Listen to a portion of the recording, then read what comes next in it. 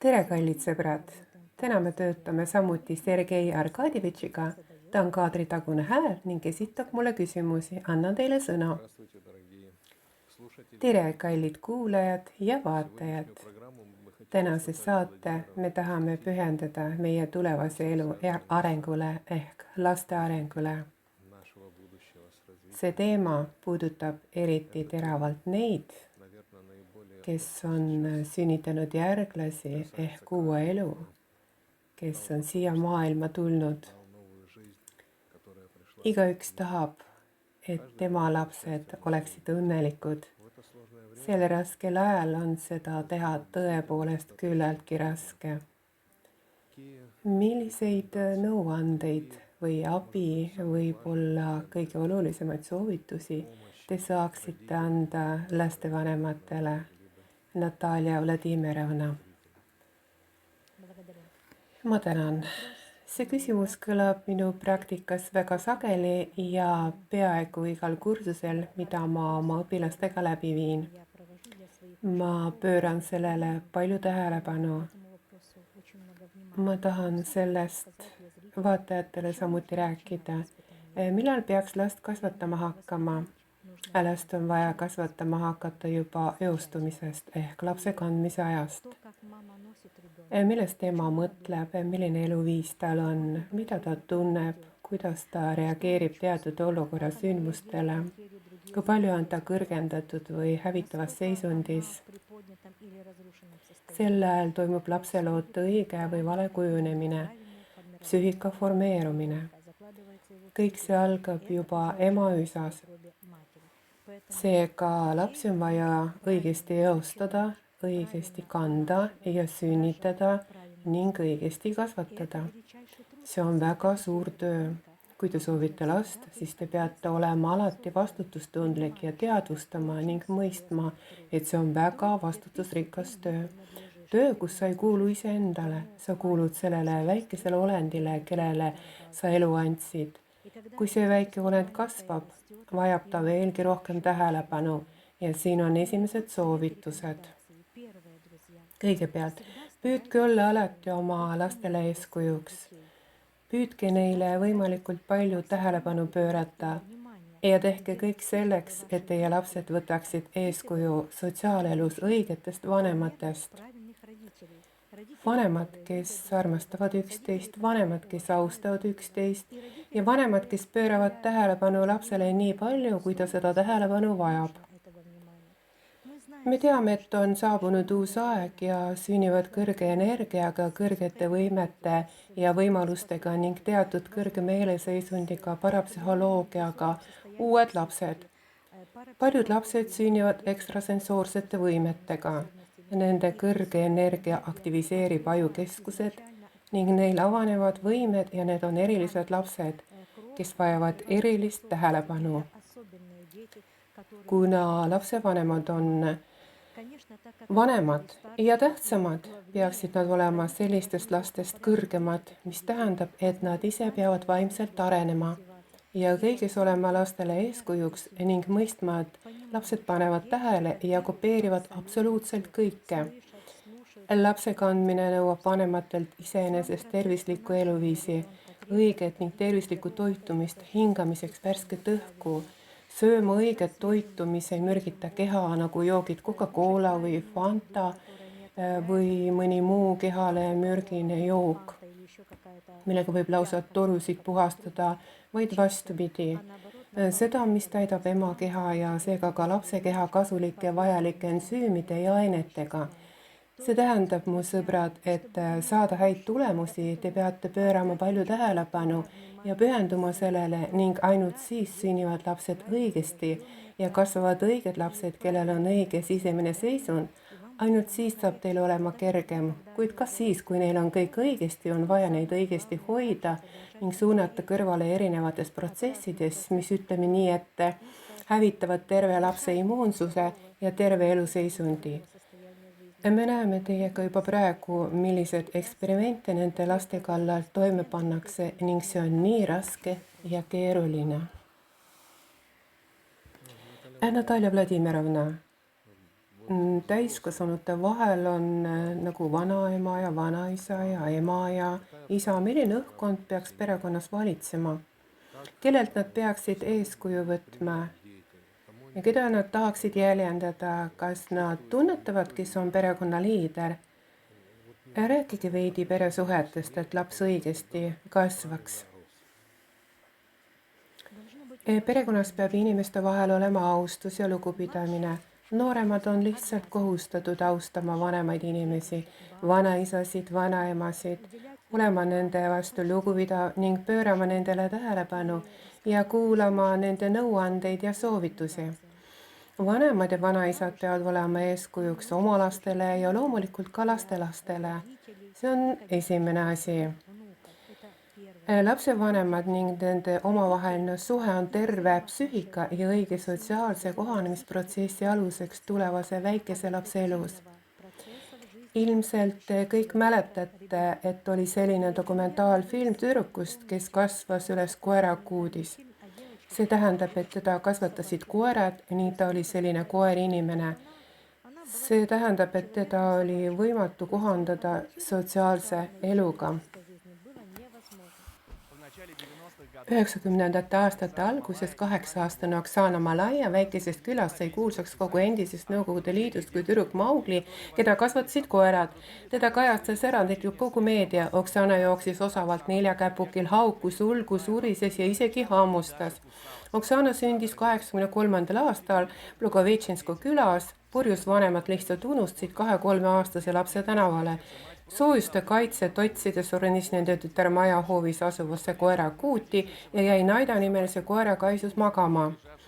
Viimased 5-6 aastat elas Oksana Malaia praktiliselt kogu loomadega.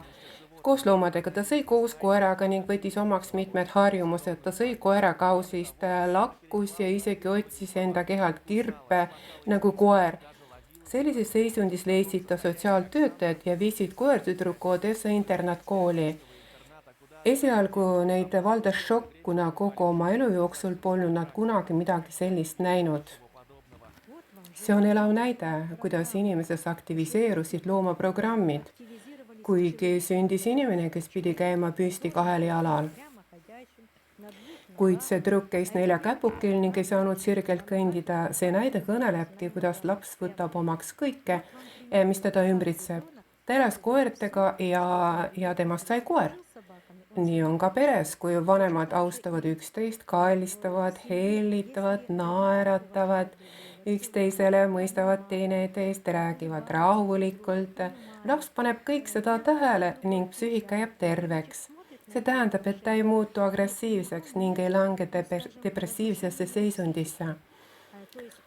Kui aga vanemad tülitsevad, siis peegelduvad need madalad hävitavad agressiivsed vibratsioonid lapses endas ning see hävitab tema psüühikat, põhjustades isegi lapse haigestumist.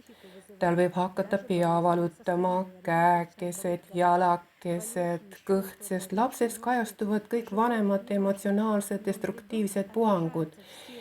Me ei tohi seda unustada. Seetõttu peame looma õiged perekonnad, õigesti abielluma, elama õigesti ja kui teil on vaja lahku minna, siis ka õigesti lahku minna. Elus on vaja teha kõike õigesti.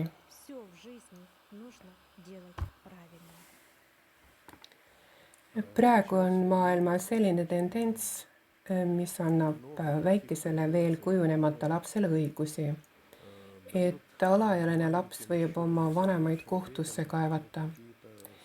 Ma ei tea, kas ta saab nad just vangi panna, kuid igal juhul ta võib vanematele tohutult ebameeldivusi valmistada ning arvata, et tal on mingis osas ka õigus. Teie arvamus ja mis vanusest alates laps saab tõepoolest iseseisvaks?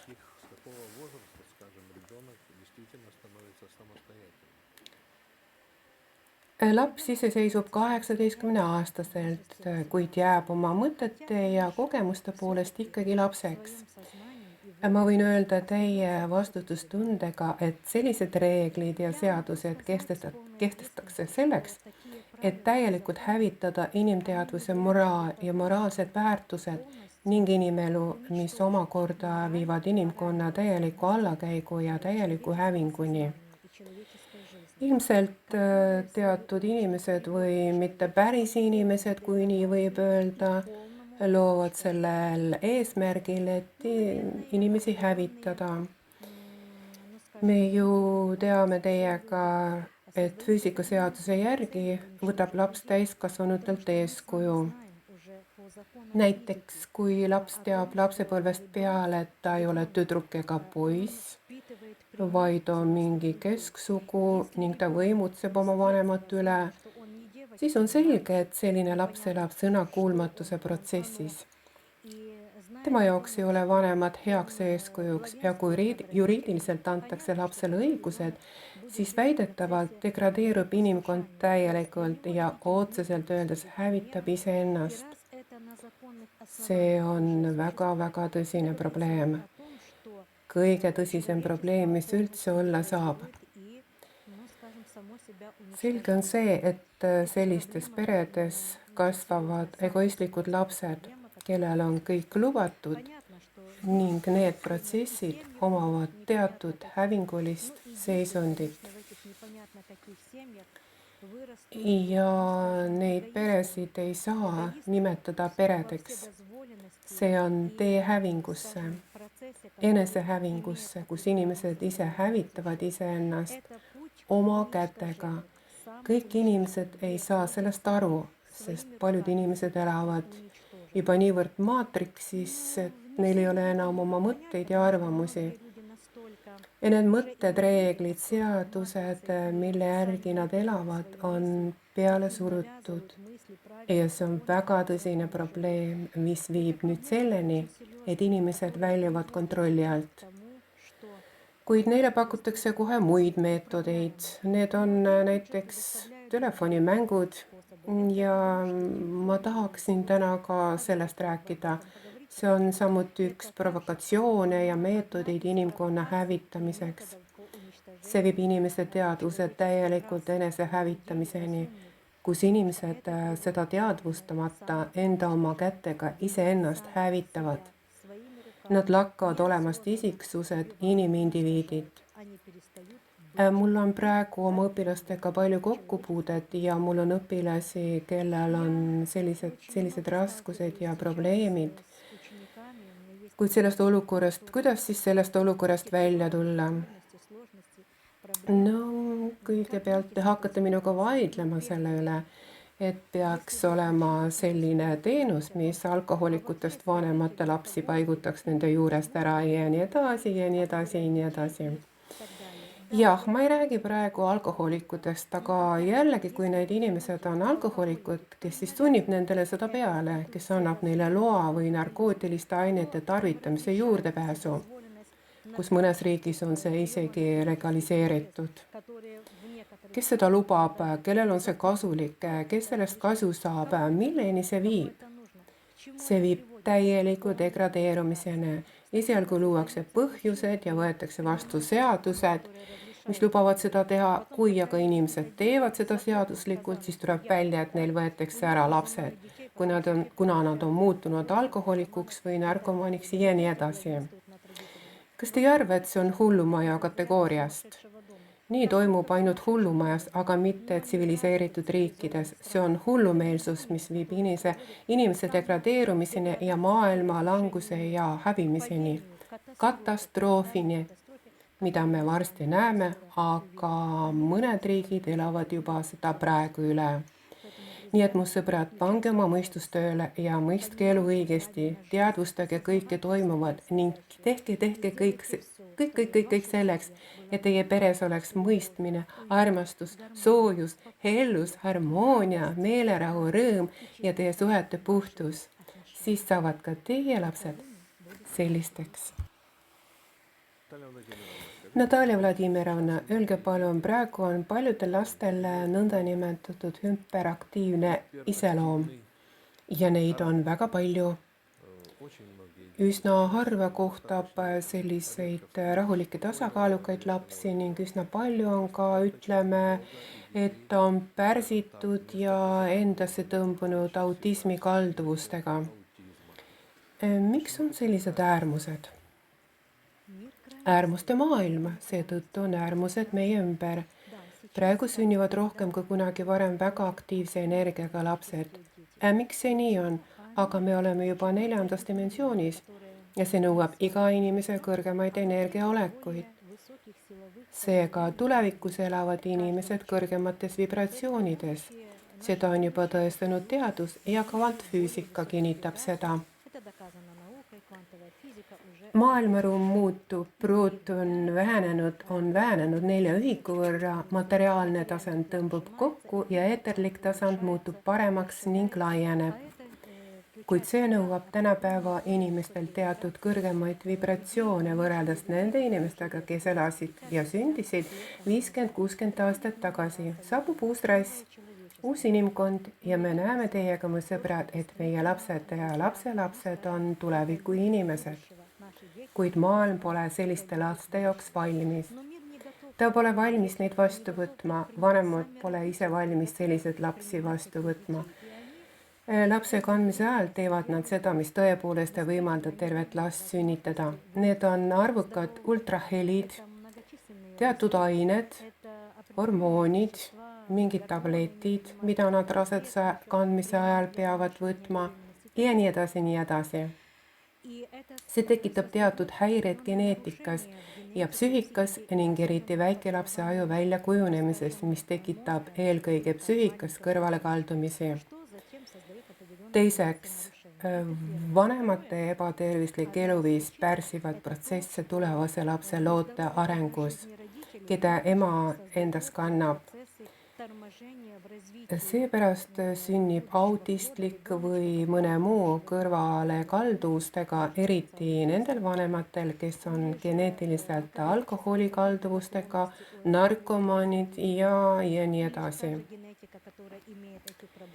See on loomulik, et sellistel vanematel ei sünni terved lapsed. Üks probleem on veel, kui vanemad kannavad last ning neil on kuseteede infektsioon.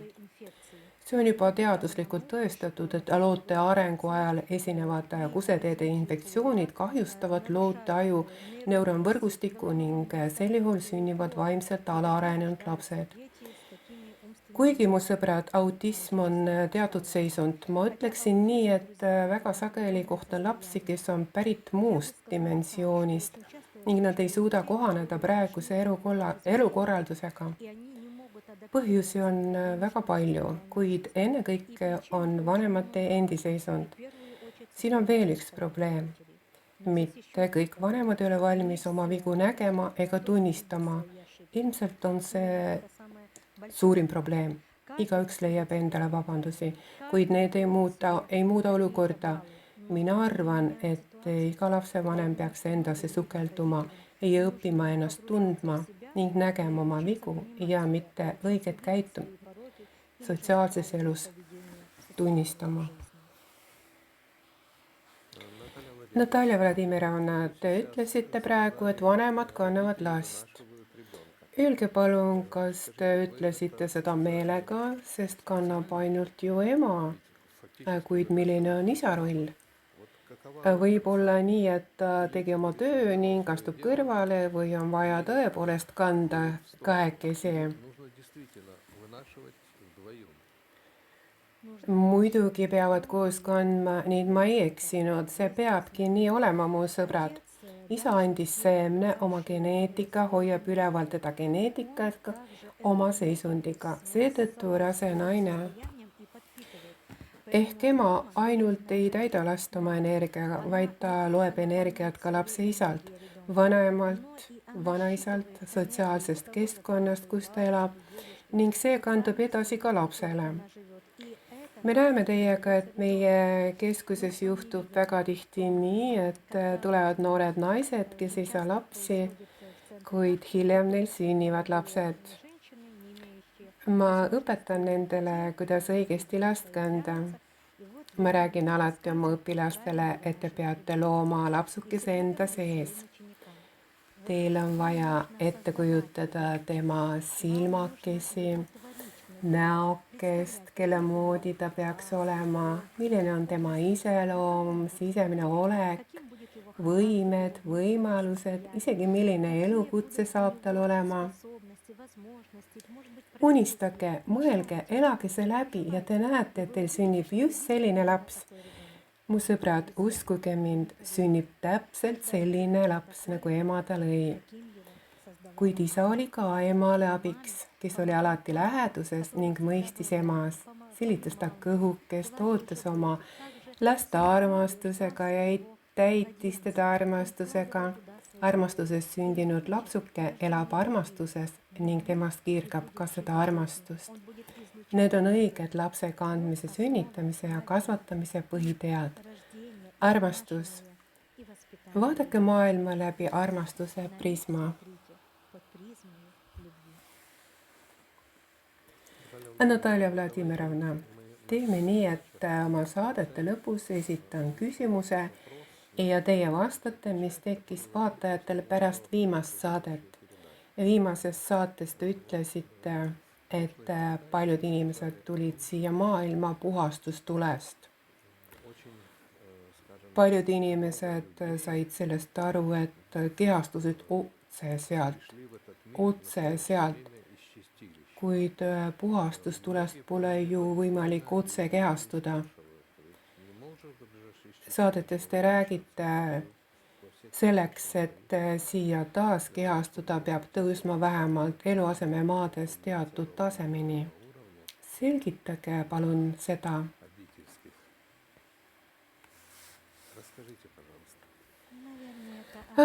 See on ilmselt üks olulisemaid vigu, mitte just vigu, vaid inimeste teadmatust näha siinset maailma piiratult.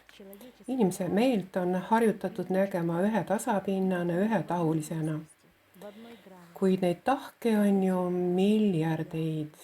Okei, nüüd aga sellest. Mida tähendab, et inimesed tulid puhastustulest, kuigi nad ei saa sündida puhastustulest? Niisiis, mu sõbrad, kui inimene satub puhastustulle ajatusse eluseisundisse, siis on ta sama paheliste inimeste seas, nagu ta isegi. Seal möödub rida, ütleme, lõputuid igavisi kannatusi ja ta tajub neid tõesti igaveste kannatustena, kuna seal puudub aeg. Olles oma kannatustega juba taluvuse piirini jõudnud, hakkab ta andestust paluma ja püüab leida väljapääsu piinadest, millesse ta on sattunud. Aga kui saabub see aeg, mil ta enam absoluutselt välja ei kannata, hakkab ta appi hüüab loojat. Ta mõistab, et on vaja ainult tema poole pöörduda, sest keegi teine ei saa teda päästa. Siis tullakse ja tõstetakse sellised inimesed kõrgemale 4. mõõtmesse.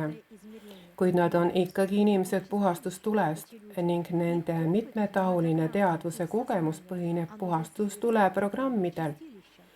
See inimene tõstetakse kõrgemasse kas 4. või 5. mõõtmesse. Seal on see inimene ehk kannatanud hing läbib teatud taastamisprotsessi ja inimene valib taas võimaluse, meetodi või viisi uuesti sünniks. Nii tal tekib soov uuesti elada materiaalses füüsilises maailmas. Sellisele inimesele valitakse vanemad, aga vanemad valitakse juba vastavalt sellele seisundile, milline seisund oli inimestel puhastustulest, sest seal ju keegi ei lisa ega võta ära, sest sul pole kindlaid programme, millega saaksid vastu võtta kõrgemat puhast mõõdet. Kui sünnib, siis on vaja need programmid siin läbi töötada ja hakata tegelema enesearenguga. Alles siis lülituvad need programmid inimese sisse ning siis ei saa ta enam olla puhastustule inimene, vaid vaimselt arenenud inimene. Seepärast, kui inimene süüb puhastustulest, siis ta toob endaga kaasa need programmid, selle karma, mida te nimetate, või põhjuse tagajärg, mida te peate eelolevas elus läbi töötama. Ta peab mõistma ja teadvustama, miks ta sattus sellesse puhastustulesse. Ta peab elama oma elu nii, et ta ei satuks uuesti sinna tagasi. Seepärast jah, sõbrad, puhastustulest otse inimesed ei sünni. Neid tõstetakse teatud tingimustel puhastustulest üles, kui nad seda väärivad ja nad lähevad taas kehastusse. Kuid enamik neist jääb tänaseni puhastustulesse. On selliseid inimesi, kellele räägid ja räägid, selgitad, aga tema ütleb, et ma ei usu sellesse. Ma ei taha sellesse uskuda, selleks, et uskuda, peab enda kallal tööd tegema, pead oma pahesid tunnistama, pead teiseks muutuma, teisiti käituma, ennast peab kasvatama ja ümber kasvatama, aga ma pole selleks praegu üldse valmis. Kõik on lubatud. Tahad joo, tahad suitseda, tahad tarvitada narkootiumi, tee mida tahad. Istu ja mängi sõjamänge. Teised lähevad juba tööle kell 5-6, aga sa ikka veel sõdid, muide seda ka reklaamitakse. Hiljuti nägin reklaami, kus mees täies vaimustuses räägib, et nüüd on mul sõda lõppenud, sest kell on 6 hommikul juba ja lõpetan oma positsiooni. On selge, et kui seda juba reklaamitakse, on see juba täielikult inimeste degradatsioon. See on täielik nüristumine ja kui inimene on täiesti nüristunud, siis ta ei kuula ega ei kuule midagi, ei näe ega tee midagi. Ja selliseid on praegu miljardid. Just sellepärast ongi tulemas see suur planetaarne katastroof.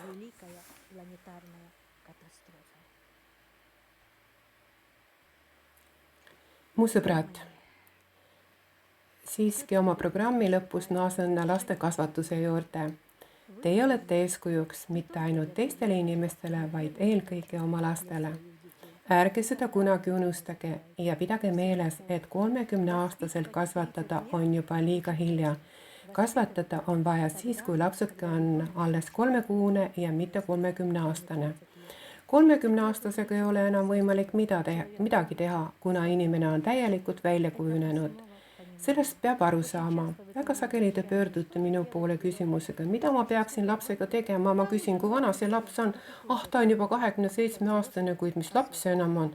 See laps on täiskasvanud, teadvustanud või mitte teadvustanud inimene, kuid ikkagi täiskasvanud. Lapsi kasvatage varases eas. Mina soovin siiski, et te saaksite aru ja mõistaksite kõike, mida ma ütlesin. Kirjutage oma küsimused ja ma vastan meie videotes kõikidele teie küsimustele. Ma armastan teid ja uute kohtumisteni, head meeleolu ja imelist elu kõigile, kogu maailmale.